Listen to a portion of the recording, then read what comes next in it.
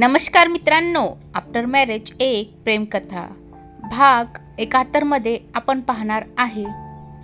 अरे तिच्यासोबत आता आयुष्य काढायला कोण मोकळा आहे. माझी त्या दोघांनी वाट लावली ना, आता मी पण बघच तिची कशी वाट लावतोय. तिची वाट लावल्यावर त्याची तर आपोआपच लागेल. प्रेम समोर पाहत बोलत होता की त्याची नजर एका मुलीवर पडली. ती आधीच नशेत झिंगली होती आणि अजून ड्रिंक घेऊन ये म्हणून ती समोर उभ्या असणाऱ्या वेटरवर मोठमोठ्याने ओरडत होती. ए भावा, ते बघ, प्रेम चकित होऊन पाहत म्हणाला. त्या मुलीला पाहून तो ताडकन खुर्चीतून उठला. त्याच्या चेहऱ्यावर आता खुन्नीशी हसू उमटत होतं.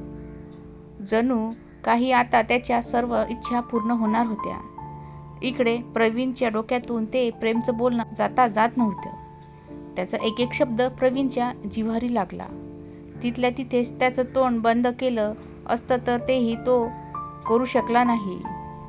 कोणत्याही व्यक्तीच्या मनाला राग जिथल्या तिथे निघाला तर ठीक नाही तर मग एकाचा राग दुसऱ्यावरच निघतो.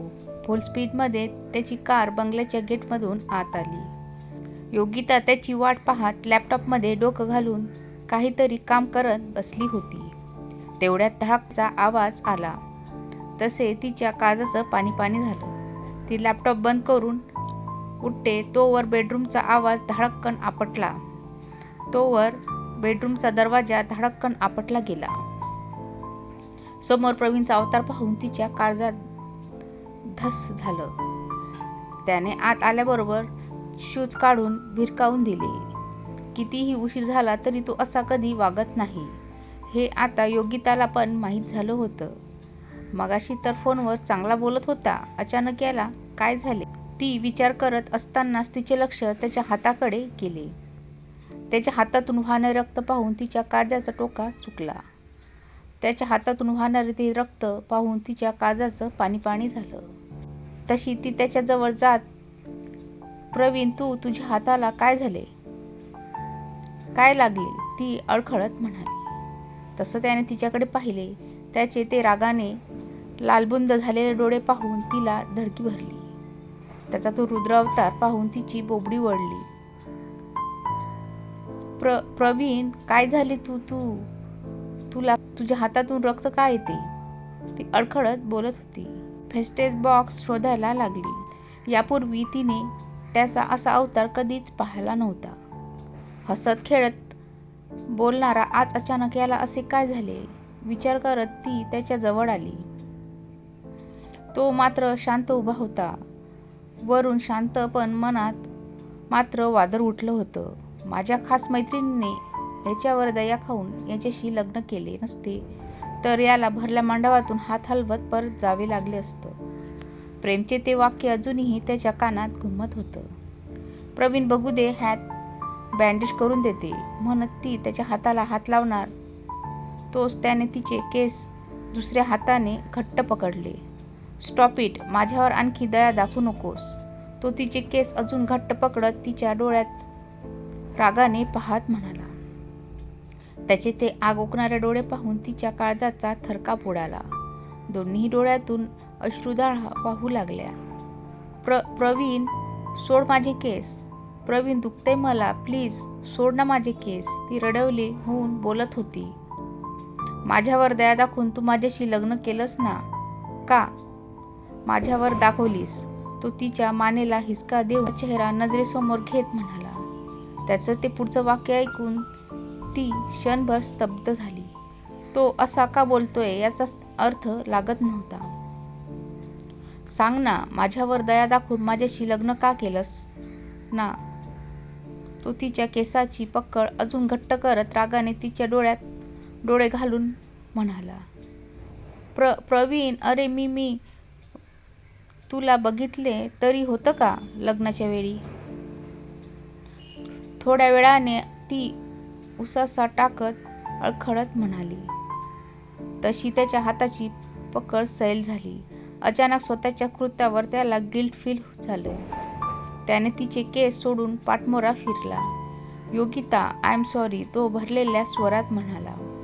प्रवीण, तेव्हाच मला ठाऊक नाही, पण मी आता तुझ्याशिवाय क्षणभर पण जगू शकणार नाही. प्रवीण, आणि तू जर माझ्याशी असा वागलास तर मी मरून जाईन, ती त्याला पाठीमागून बिलगून कुलगा आवरत म्हणाली. त्याने तसं तिला एका हाताने पुढे घेत आणि तिला घट्ट मिठी मारली. योगिता, सॉरी, आज माझ्यामुळे तुझ्या डोळ्यात अश्रू आले. मी खूप वाईट नवरा आहे. त्याला आता स्वतःचाच वागण्याचं गिल्ट वाटत होतं. ती मात्र शांत. त्याला अचानक एवढा त्रास कोणत्या गोष्टी झाला असेल? घट्ट बिलगून त्याच्या हृदयाची होणारी धडधड ऐकून जाणून घेण्याचा प्रयत्न करत होती. काहीतरी खूप भयानक घडलं आहे, ज्याचा याला खूप त्रास झाला आहे. आता आणखीन हा प्रेम त्याच्या हसत्या-खेळत्या जीवनात काय वादळ आणतो? प्रणू, ऐक ना, चल ना, तुझ्या हाताला बँडेज करून देते. थोड्या वेळाने तो जरा शांत झालेला पाहून ती म्हणाली. आज अचानक तिच्या तोंडून प्रणू ऐकून त्याचं मन भरून आलं. आजी आणि आई सोडली तर दुसरं कोणीच त्याला प्रणू बोलत नव्हतं. आणि जरी कोण बोललं तर ते त्याला अजिबात आवडत नव्हतं. पण कोण जाणे आता योगिताच्या तोंडून प्रणू ऐकून त्याचं मन भरून आलं. ते ऐकून त्याने मिठी अजून घट्ट केली. त्याच्या मनात खूप काही खतखत होतं. प्रेमच्या बोलण्याचा योगितावर राग काढल्याचा, पण त्याला वाईट वाटत होतं. प्रवीण, अरे चल ना, त्या जखमेवर पटकन बँडेज करून देते. अजूनही त्यातून रक्त वाहते. ती डोळ्यातले अश्रू पुसत कडकडीने म्हणाली. योगी, सॉरी, प्लीज मला माफ कर. मी तुला विनाकारण त्रास दिला. प्रवीण, प्लीज सॉरी नको ना बोलूस, ती त्याचं बोलणं मध्येच तोडत म्हणाली. तिने त्याला बेडवर बसून आधी डेटॉलने जखम स्वच्छ केली आणि त्यावर मलम लावून ती बँडेज करत होती. तो मात्र त्याच्या रागावर खूप गिल्टी फील करत होता. त्याला स्वतःच्याच वागण्याची लाज वाटत होती. योगी, तू एवढे प्रेम करतेस माझ्यावर आणि मी तुला त्रास दिला. या हाताने तुला त्रास दिला ना मी, म्हणत तो दुसरा हात समोर टेबलवर जोरात आपटत होता की तेवढ्यात तिने त्याचा हात आपल्या हातात घेत म्हणाली.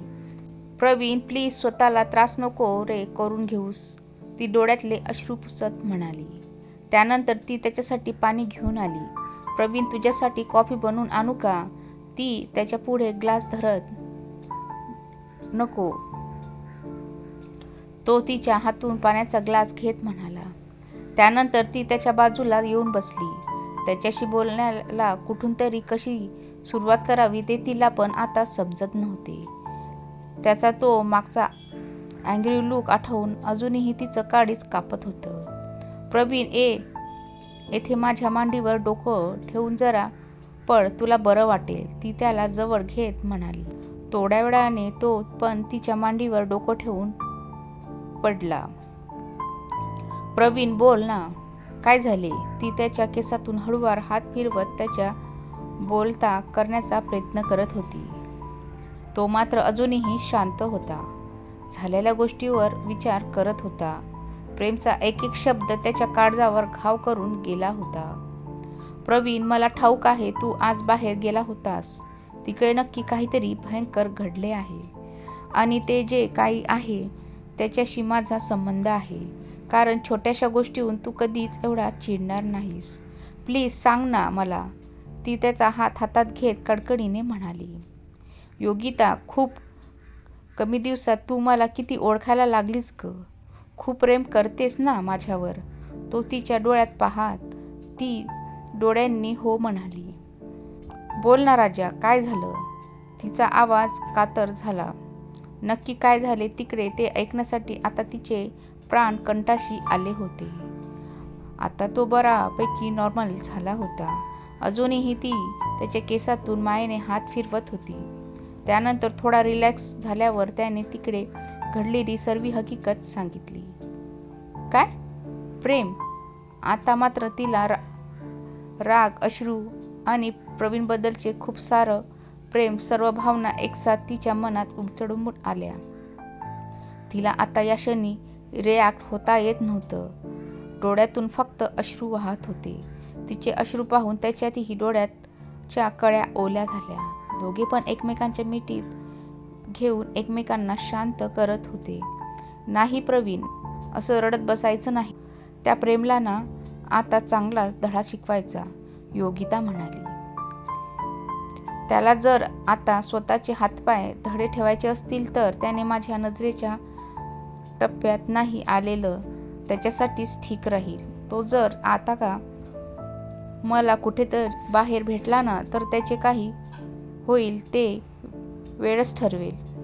काल त्याचे नशीब जोरावर होते म्हणून तो वाचला, पण आता नाही. तो भयंकर चिडून बोलत होता. योगिता तर अवाक होऊन त्याच्याकडे पाहत होती. प्रवीण, आता तू ठीक आहेस ना? आणि तुझा हात खूप दुखतो का रे? तिने थोड्या वेळाने तो जरा शांत झाल्यावर आणि येणाऱ्या पुढील भागामध्ये काय होईल ते नक्की बघा.